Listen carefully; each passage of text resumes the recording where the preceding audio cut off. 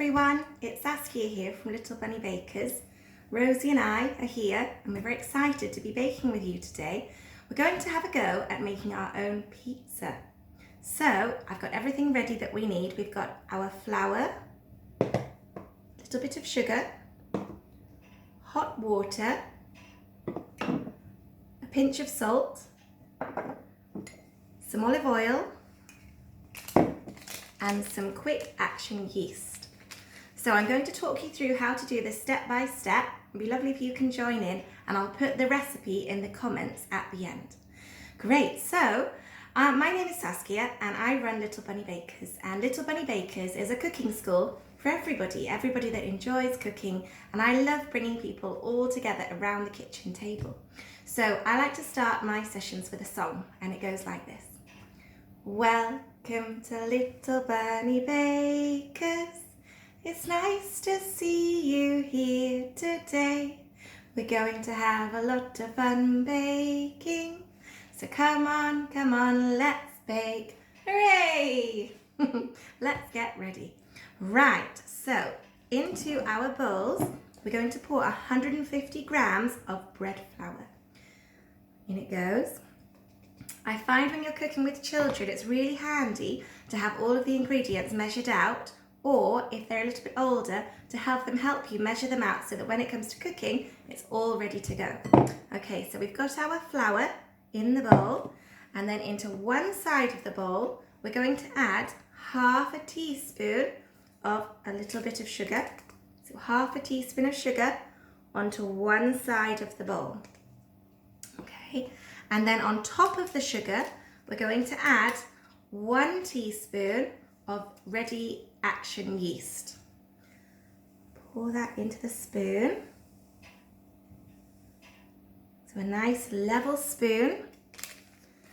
Pop that on top of the sugar. Now on the other side, I'm going to add a little pinch of salt, and then we're ready to go.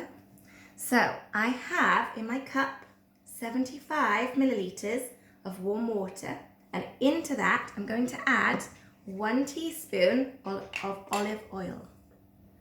Here we go.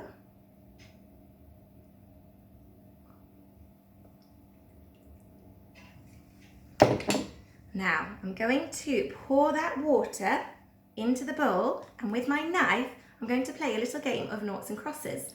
So I'm going to do 2 crosses, cross, cross, cross, cross, and 2 circles, big circles like this. And as I do that, it will bring the dough together. Cross, cross, cross, cross, circle, circle. Cross, cross, cross, cross, circle, circle. Cross, cross, cross, cross, circle, circle. And you keep doing this for a little while until it starts to look a little bit like shredded chicken.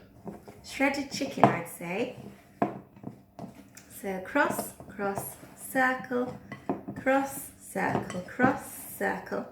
And when it gets to this stage, then you can either get in there with your hands and bring it together, or you carry on with a knife and just push it into the side. I call this smooshing. Smoosh it into the side, like that. That's it. Lovely, that's looking great. Okay. So we're about to use our hands now to knead the dough. Now the trick to kneading dough is to always have a little bit of flour on your paws. Okay, has everybody got clean paws?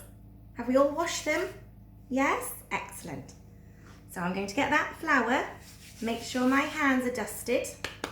Woo. And then I'm also going to make sure that my surface is also dusted with flour. There we go. Oh, I think you've got a little bit on your nose. That's it, wipe it off. Perfect. Okay, so I'm now going to get my dough and just scoop it up with my hand and bring it together. And then we're just going to play with it. We're going to squeeze it together with our hands. If it starts to feel sticky, we can just add a little bit more flour. We don't want too much flour, otherwise it will become dry. But we need enough that it doesn't stick to our hands. So I'm just pushing it with my hand and squeezing it. Squeeze. That's the first thing. Make sure they're well dusted. Squeeze it, squeeze it, squeeze it. There we go, a bit more flour. Sorry, Rosie. There we go. And then what we're going to do now is with our palms, we're going to push it, then we're going to fold it towards us and turn it round. Push, fold, turn. Push, fold, turn. Push, fold, turn. That's it, well done. Push, fold, turn. And we're going to keep doing this for the length of one song. So if you have a favourite song, now's the time to put it on. And you're going to play with your dough, squeezing it, turning it. You can roll it into a giant snake. You can make a flat pancake. You're just going to play with it for the length of one song. Okay, everybody, so it's been the length of one song now, and your dough should feel nice and soft, almost smooth to touch. What we're going to do now is we're going to pop it into the bowl with a little bit of oil, just so it doesn't stick. And we're going to leave it for 1 hour. 1 hour. And that's going to help it rise and become nice and fluffy for our pizzas. So I'm going to cover it with a tea towel. Just leave it in a nice warm place for 1 hour. See you in a bit.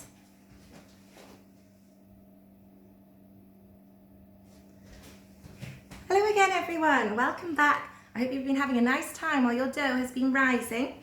Oh, look at this. By this point, your dough should have risen and it's nice and big. And if you push it with your finger, it should start to spring back. Can you see that? Up it comes. Exciting. Now this is enough for 2 pizzas. So I'm going to cut it in half and do one at a time.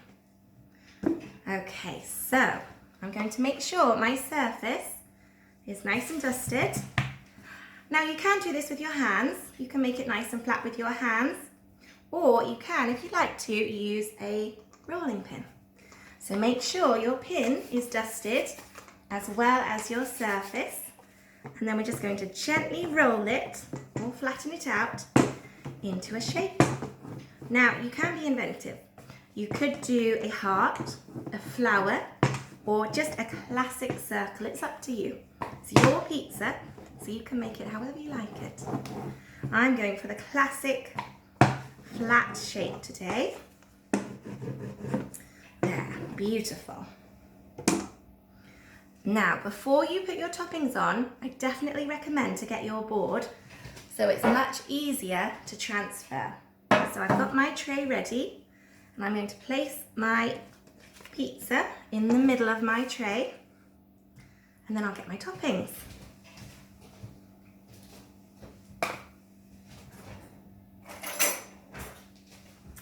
Okay, so today I'm going for the classic margherita. So I've just got here some passata with herbs in from the supermarket. Nothing special, just sieved tomatoes. If there's none available, you can whiz up some chopped tomatoes yourself from a can, that's fine.